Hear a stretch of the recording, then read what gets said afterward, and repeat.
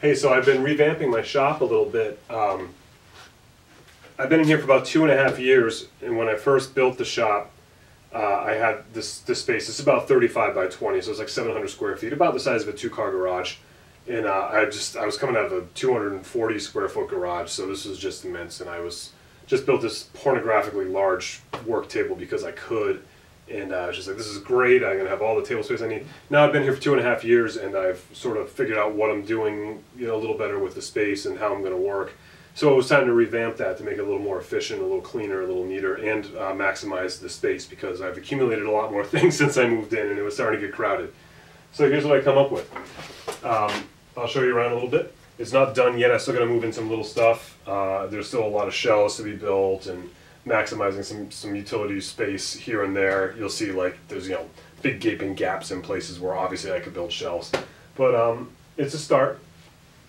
And one of the downsides of this old barn is these posts here.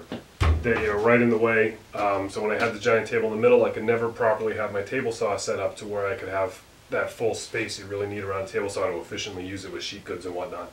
And then the other thing I wanted to do is I wanted to keep this space open here where my garage door is. So if I have any spot that's going to be open floor plan, it's going to be right here, so I could back my truck in if I needed to. And then this would also be like my area to just like do some like giant assembly, because the way the shop was set up before, I just didn't have any floor space left. It was all table space. So everything's around here is on wheels. So as I tour you around, you'll see that this whole front area could actually get opened up even on the other side for the most part, giving me just awesome amount of space for large projects. And now my table saw, I have this table set up for outfeed, so I can run large and long pieces, plenty of space all the way around. I can efficiently use that table to its fullest potential. Someday I'll have a proper table saw in here, so this space will make more sense when it's not just this portable one. I had to tear apart my old bench, which was built on a lot of reclaimed kitchen cabinets and out of reclaimed wood. As I rebuilt the new bench, I continued to use my inch-thick plastic surface on the top because it's great and it's hard, and I was able to use that. I had almost identical square footage. It all worked out pretty good. I did buy new MDF to put on the top because it was just the cork I had on there was shot. That was like the old cork flooring, and to get it back on in this configuration was going to be very challenging. So I ended up buying new MDF, but I'm going to use the heck out of it. And Jay Rivera had given me a bunch of brand new 2x4s, so I was able to use some of those to frame out the bench.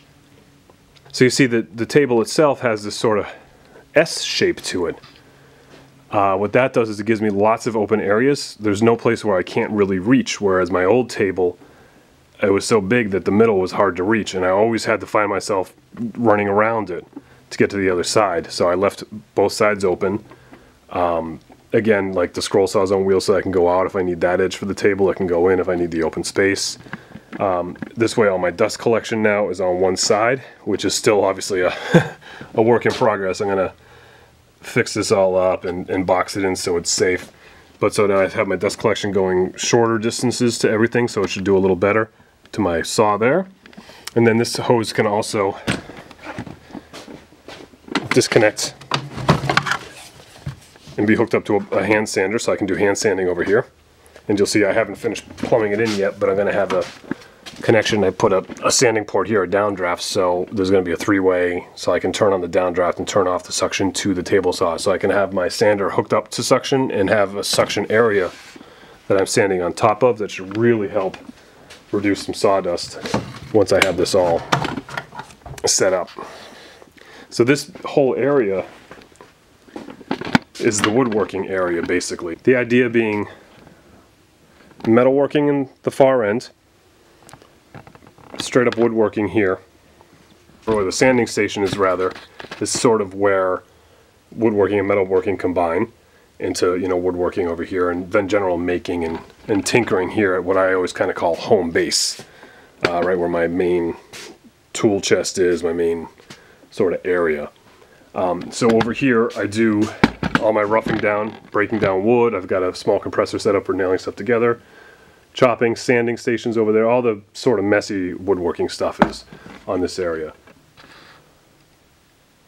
I didn't see any need to make any fancy clamp racks because I have these beams in the ceiling. And I'm tall enough to reach them.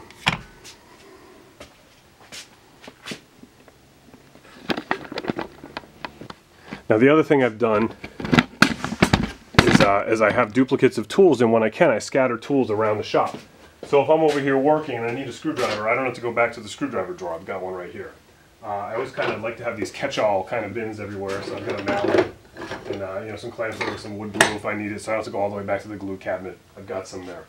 If I needed a hammer, if I'm pulling nails out, I've got them there. So all my sanders are over here, all that stuff, all my brad nails. Woodworking, assembly, sanding. Boom. Done. Hand planes are within easy reach. This corner allows me a spot to bang out nails. You know how otherwise you have to put shims up? The other thing that works out nice over here is if I'm cutting down large sheet goods, I actually have them stretched across, and I can set up and skill saw sheet goods in this area pretty easily as one man without having someone holding it, without setting up a bunch of stands to hold it. I haven't done much under here yet. I have some clamps stored right about there. Eventually I'll do some better clamp storage, and I've got some of my jigs and some scrap I just started throwing under there. But you can see the potential for storage under here is great. I always feel like miter stations take up so much space, so I thought I'd just try to utilize this space over here that's not really useful, instead of having some big long table built in. That's all I really need.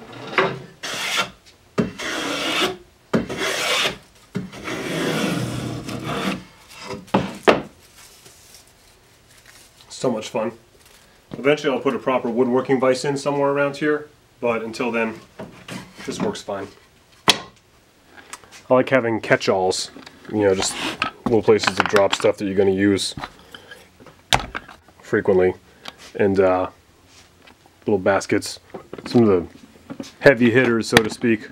Now these poles have always been sort of a hassle in the shop, and by building the shop out this way, instead of them being a nuisance, now they are an added bonus.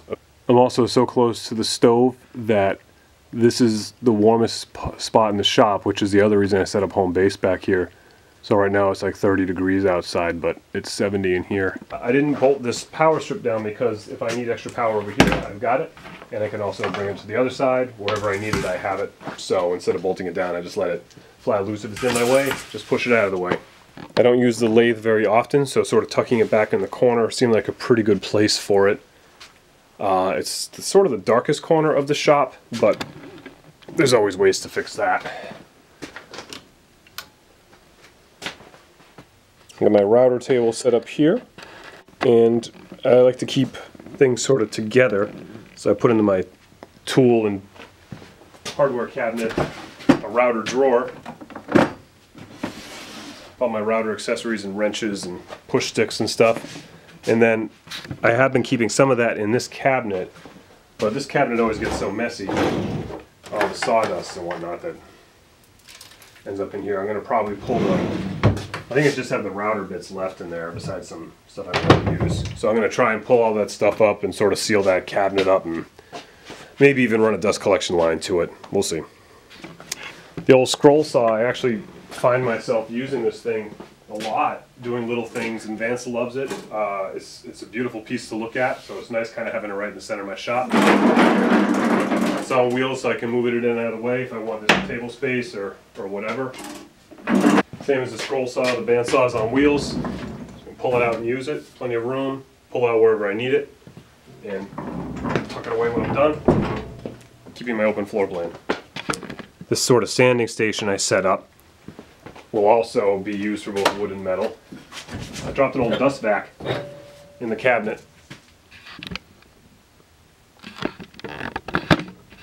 and just ran the hose up through the top so I can do some dust collection over here.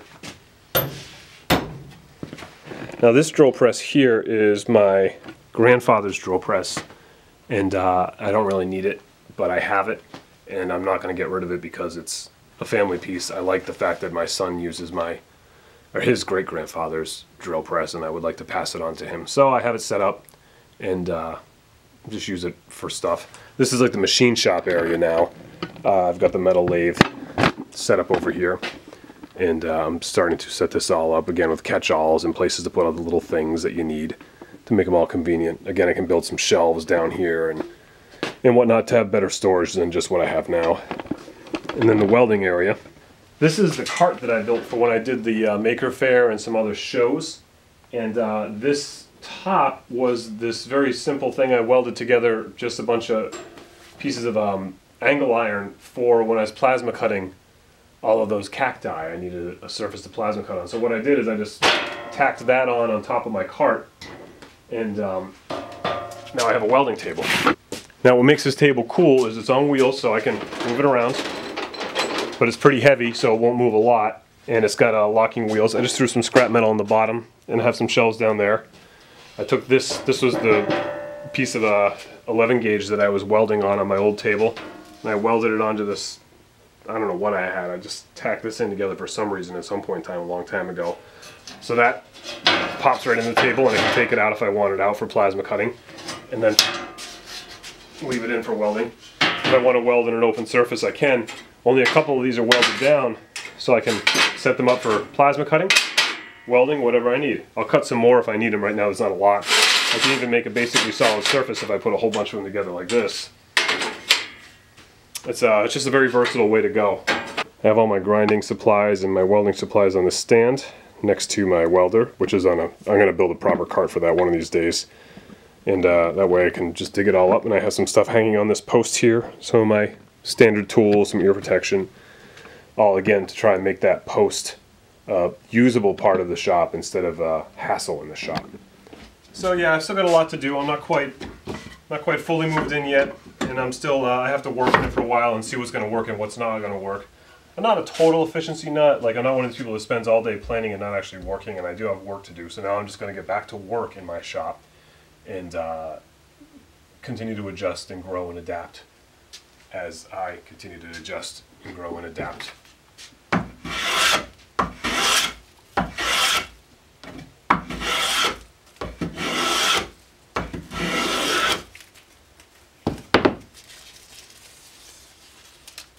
I said I was going to work, but yeah, you're right. I'm just playing right now.